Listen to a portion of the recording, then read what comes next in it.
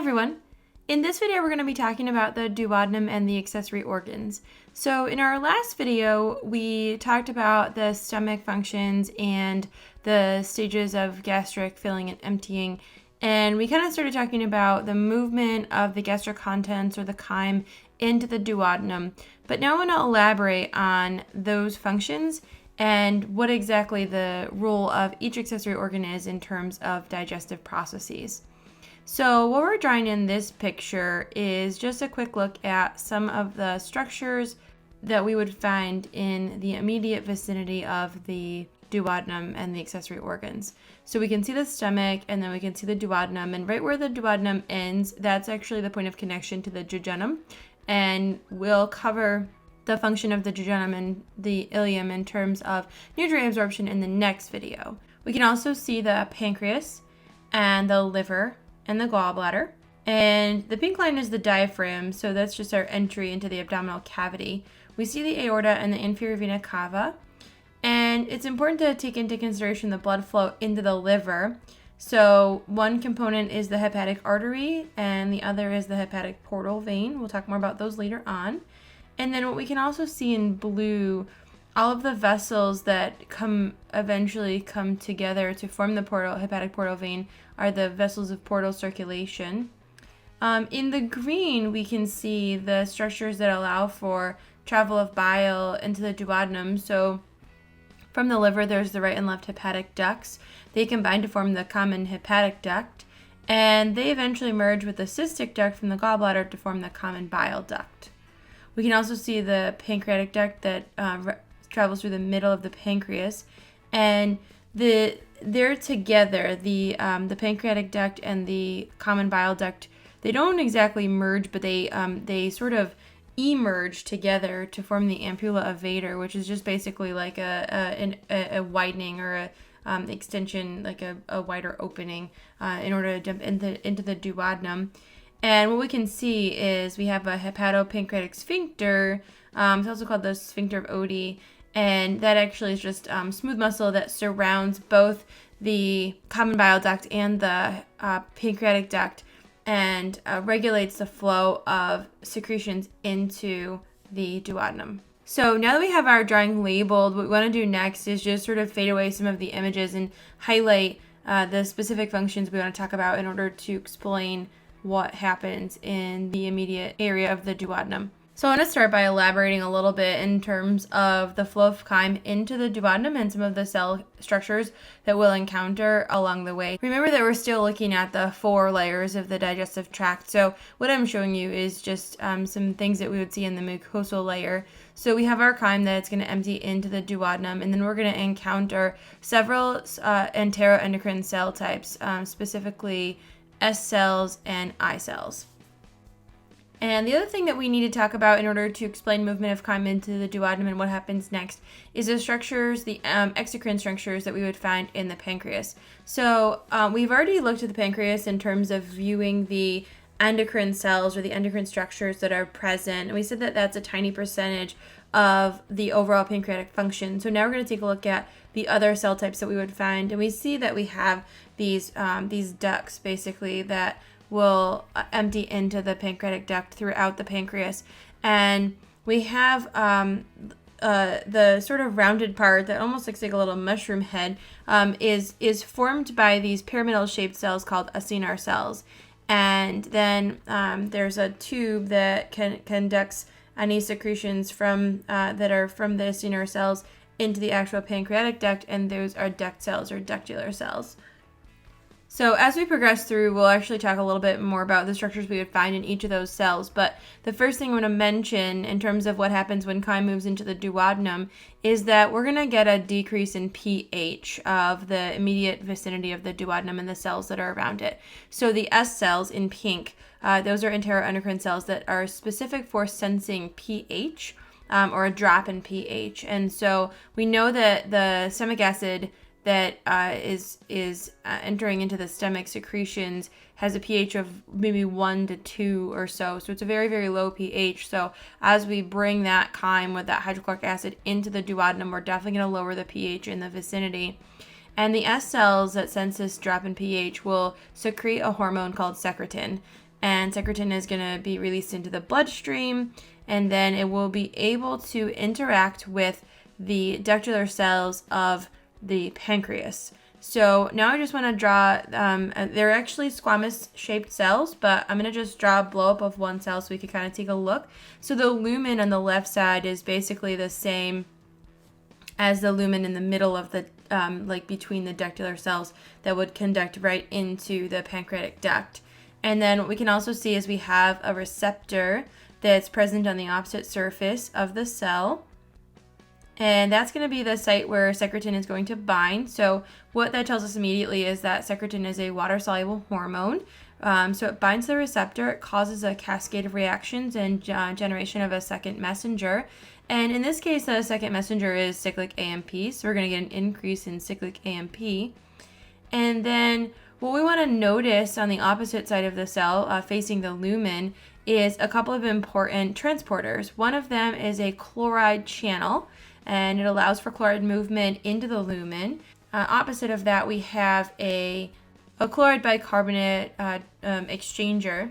And so once we have this release of cyclic AMP, what we're going to find is that it causes the chloride channel, where we just have chloride transporting alone, it causes that channel to open. And so we'll allow for chloride exit from the inside of the cell. And as that chloride exits from the inside of the cell, we'll also get an exchange. So the chloride will come right back in through the exchanger. And then we'll have a bicarb release. So bicarb is going to be released into the duct, and it will travel through the pancreatic duct and will empty through the ampulla of Vater into the duodenum. So the arrival of bicarb ions into the duodenum in an area where we have an already low pH will trigger an increase in pH. So the S cells are sensing a pH that's basically less than 4.5. So our target is to increase the pH probably to 4.5 or greater. And at that point, we would get a negative feedback response to the S cells, and they would no longer secrete the secretin. So that would give us kind of a ballpark in terms of what we're looking to do. And of course, we know that the acidic nature of the stomach acid can destroy the tissues, and so we can't have that acidic environment continually pass through the rest of the small intestine, or else we wouldn't be able to perform any of the other functions that we have in mind. So this is what is going to enable further functioning in terms of additional chemical breakdown and then nutrient absorption that will follow. The second thing that will happen when we have movement of chyme into the duodenum is the eye cells are going to sense the arrival of lipids and proteins. They're basically sensing amino acids, and they're also sensing free fatty acids. So some of the breakdown products of the lipids and proteins. So the eye cells are going to secrete CCK, which is cholecystokinin, and cholecystokinin will also travel in the bloodstream, and then it will be able to interact with the acinar cells. So what we're seeing is that we're using both elements of the cells that make up the pancreas in terms of their digestive functions, and they each have a different specific job. Let's just talk a little bit more about what the acinar cells are responsible for. They synthesize lipases, carbohydrases, nucleases, and proteases. So these are general classifications for enzymes. So a lipase is going to be an enzyme that breaks down a lipid. A carbohydrate would be an enzyme that breaks down a carbohydrate, and so on. And so these enzymes are going to be released from the pancreas and able to interact with all of the things that are consumed through through eating and coming from the stomach, and we'll start to be able to break down those structures. Now, one thing that's very important about these enzymes is that they're stored in inactive forms in granules. So we actually call the inactive form of the enzyme a zymogen, meaning that when it interacts with the right substances, it will be able to be activated, but we need to keep it stored in its inactive form, because otherwise the pancreas would just auto-digest. It would digest itself with all of its digestive enzymes, right? Because we know that these enzymes, all these categories of enzymes, are the same as what we have for organic molecules, which is what the human body is constructed from. So basically what we can see in our acinar cells is we have our nucleus, our endoplasmic reticulum, our Golgi, and then we have our granules, and we'll call them zymogen granules because they're containing the zymogens, or the enzymes, in their inactive form. What happens when CCK is released from the eye cells? It travels in the bloodstream and it will bind to a CCK1 receptor on the surface of the acinar cell, which means it's also water soluble and works by second messenger. In this case, we're going to increase the release of calcium. And calcium as our second messenger makes a lot of sense here because we've seen in the past examples where calcium triggers exocytosis, and that's exactly what's happening right now. We have exocytosis of the digestive enzymes via those granules, and then of course they're able to travel down the ducts and then down the pancreatic duct and release through the ampulla of Vater and right into the duodenum right along with the bicarb. And hopefully at this point this is a super logical connection, but the digestive enzymes will be able to interact with everything that's been ingested so far and entered into the duodenum, and what we'll get is nutrient breakdown. So breakdown of the carbohydrates, lipids, proteins, and they'll be in these tiny little pieces so that later on we can absorb them through the mucosal lining. All right, so now let's take a look at the gallbladder and the liver so we can talk a little bit about bile synthesis and what the gallbladder specific functions are. So the gallbladder is attached to the viscera of the liver. It's actually a pear-shaped structure. I think my first drawing doesn't give you the best sense of that, but it's kind of a pear-shaped structure. And let's just kind of highlight some of the components. So we have a mucosal lining on the inside, and then we have serosa on the outside. And the serosa on the outside is everywhere except for where the part of the gallbladder connects to the liver. At that point, we will say that there's adventitia instead of serosa, and we've made that distinction before. So this is a kind of along the same lines. So in terms of the mucosal layer, of course, we'll have some epithelial cells on the inside lining, and then below that we'll have our lamina propria. Of course, the apical surface facing the lumen has microvilli, which we're getting kind of used to that in the digestive tract. So we know that the microvilli increase surface area for the various functions. Now, there is no submucosa and no muscularis externa. So as we mentioned, just the mucosa and the serosa. And just as a basic overview, one of the objectives of the gallbladder is to concentrate the bile. So what we have is aquaporins that are present throughout the surfaces of the mucosal cells, which means that we're able to draw water in. And the trigger for that is actually active transport of sodium, chloride, and bicarb ions across the membrane. So the more sodium and chloride that we take across the membrane out of the lumen and across towards the lamina propria, the more water will follow, and so therefore the more concentrated the bile will become. And the gallbladder will also contract in response to hormones. So back to our earlier mention of the eye cells. The eye cells release CCK, and the CCK will trigger the release of pancreatic enzymes via the mechanism that we described in the previous screen with the acinar cells. It will also trigger relaxation of the hepatopancreatic sphincter. So this is a really big deal because this means that we are able to regulate the flow of contents from both the gallbladder and the pancreas into the duodenum. So we only do it when we really want to. And then the final thing that we'll see is contraction of the gallbladder. So we'll show the contraction of the gallbladder, and then of course the black arrows will represent the movement of the bile down through the common bile duct and exit into the duodenum. And of course we can use the red arrows to represent the widening or the relaxation of the hepatopancreatic sphincter. Now, if CCK is absent, meaning we're just not in the phase of digestion right now, right? CCK is released in response to lipids and proteins that are present in the duodenum. So in the absence of that occurring, meaning we're not actually eating at the moment or anything like that, then a couple things will happen. One, the hepatopancreatic sphincter will remain contracted, so it doesn't allow for bile release into the duodenum if we don't actually need to. And by default, it also means that we don't allow any of the pancreatic enzymes in either unless we specifically mean to. Now, the thing is that hepatic bile production can continue, and hepatic bile production is largely hormonally regulated, but I just want to kind of show the progression of what can happen if the gallbladder is if we're not interested in contracting the gallbladder at this specific time. So the gallbladder will be relaxed, and any bile that's produced by the liver can flow down through the various ducts to the common bile duct. But then as that hepatopancreatic sphincter is closed, it's going to reach a stopping point, and the only choice it has is to kind of back up. And because the gallbladder is freely available, the bile will actually back up into the gallbladder. So it's kind of this convoluted way of getting the bile into the gallbladder, but what it essentially means is that the gallbladder is responsible for storage of bile whenever we're not actually actively contracting and releasing the bile for the purpose of digestion. Next, let's talk a little bit about the functions of the liver. And before we get to that, let's talk a little bit more about the anatomical layout of the cell structures in the vasculature.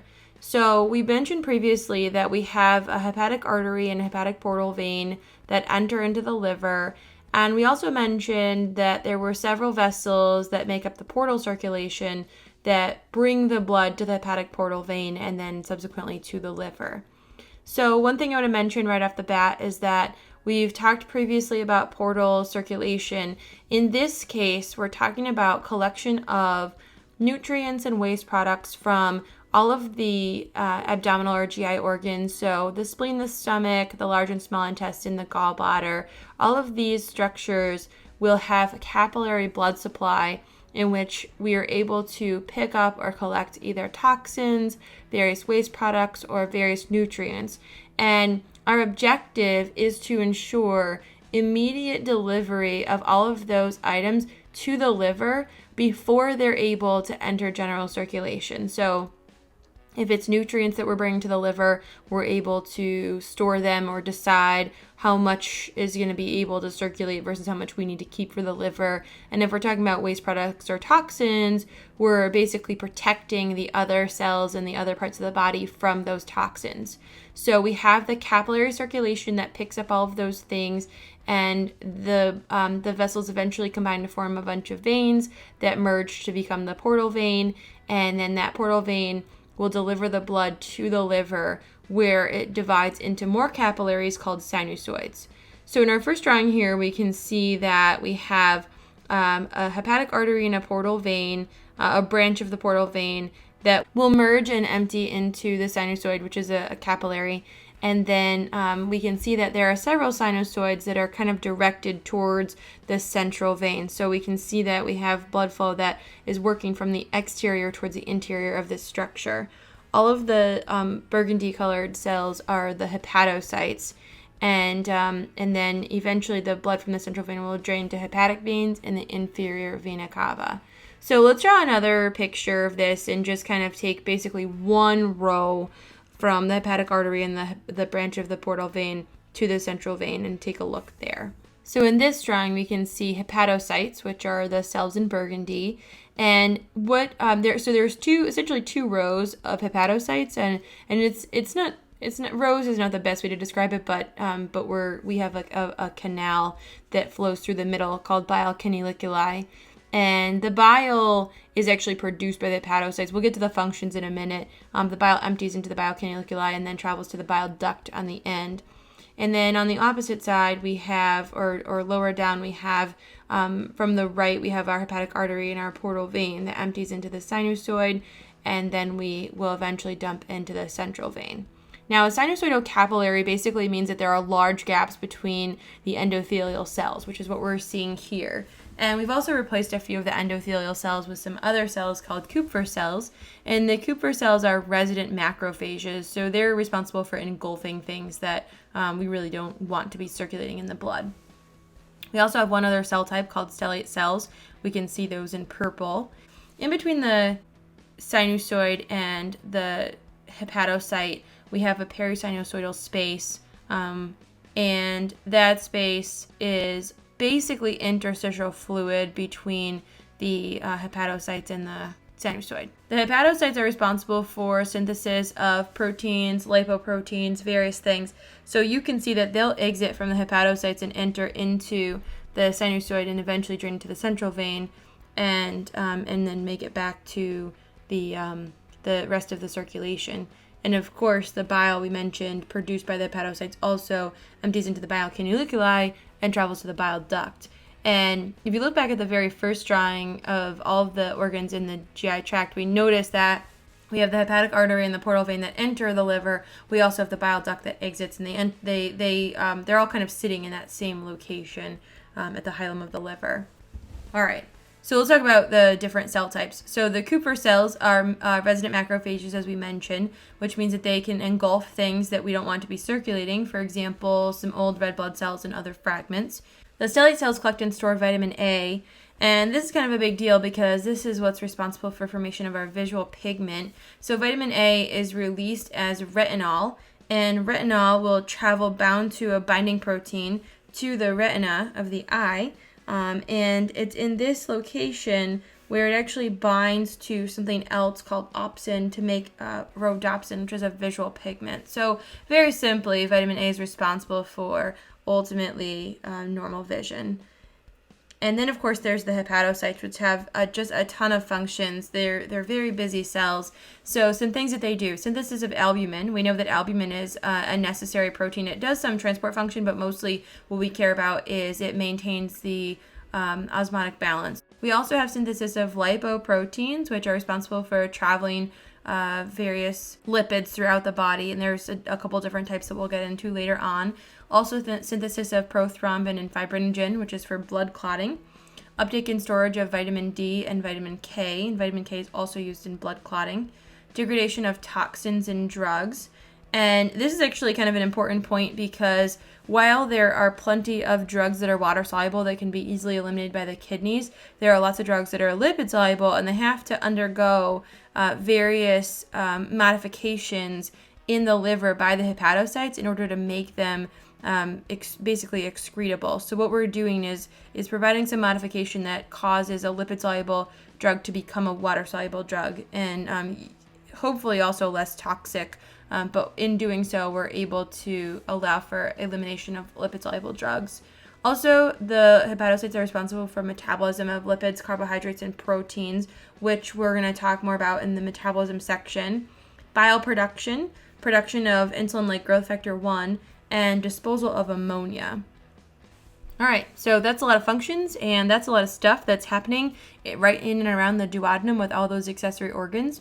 But I think that's a pretty comprehensive overview in terms of the interactions and the relationships between the various organs and what's happening in the duodenum. So quick summary, think of the duodenum as a collection point for all of the contents from the stomach that need to be digested and then eventually nutrients that need to be absorbed, and also the various digestive enzymes and other chemicals that enable the breakdown and sort of safety of the movement of those materials throughout the small intestine. And we'll pick back up in the next video by talking about nutrient absorption in the small intestine. So I hope you enjoyed it. Thanks for watching.